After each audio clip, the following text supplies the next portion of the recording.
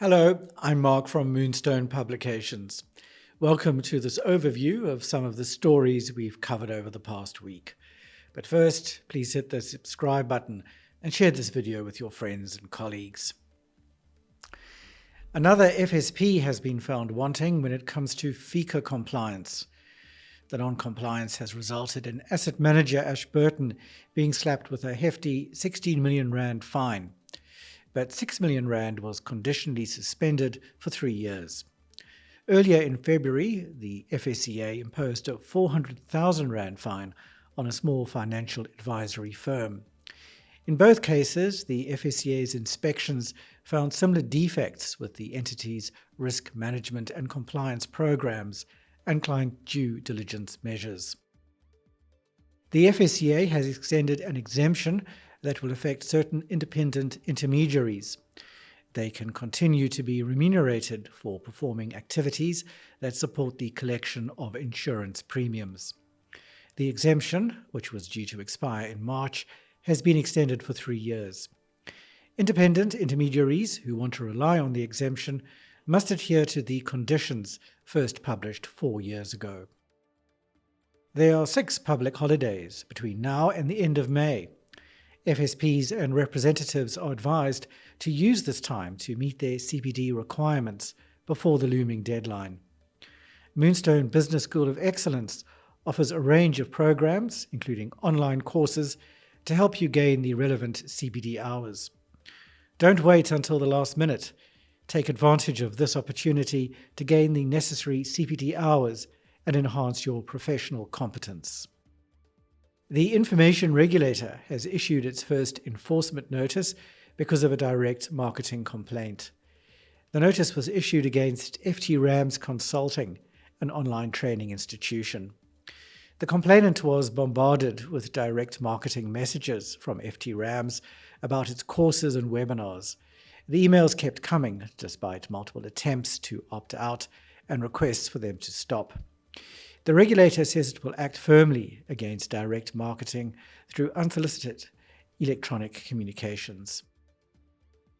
The government has unveiled the latest draft regulations on the sectoral numerical targets under the Employment Equity Act. As in the earlier draft, employers with fewer than 50 employees are excluded from the definition of designated employer. One of the main changes is that separate targets are not prescribed nationally and per province for each occupational level in an economic sector. And when it comes to occupational levels, there is now a single target for each economic sector. These targets are now set according to gender only, not race group and gender.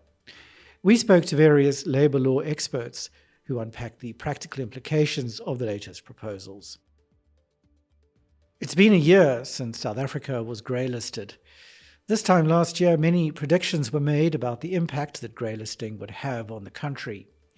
I spoke to Sangeeth Sunath, the Deputy Managing Director of 91, to find out whether grey-listing has had the impact some said it would. Most importantly, is the country making progress with achieving the FATFs Action Plan so it can get off the grey list next year? Follow the link on our YouTube channel to watch the interview. It's bad manners not to turn up for a hearing at the Financial Services Tribunal without providing an explanation or an apology. It could also be costly. King Price Insurance sent 3 senior managers to a debarred rep's reconsideration application hearing, but the applicant failed to appear. The tribunal tried to contact him, but without success. The insurer said the exceptional circumstances justified a costs order in its favour. The applicant had insisted on a formal hearing, even though the FSP had been willing to abide by a decision made on the papers. The tribunal granted the order. The FSCA has cleared the way for local asset managers to offer retail feeder hedge funds. In response to calls from the industry, the authority has exempted these funds from the 75% exposure limit. This will enable managers to allocate fully to a single offshore hedge fund. The move, effective immediately, aims to expand investor options and enable managers to broaden their investment offerings. That's all we have for this week. You can read these stories and many more on our website, moonstone.co.za. Until next time, here's wishing you all the best from the team at Moonstone Information Refinery.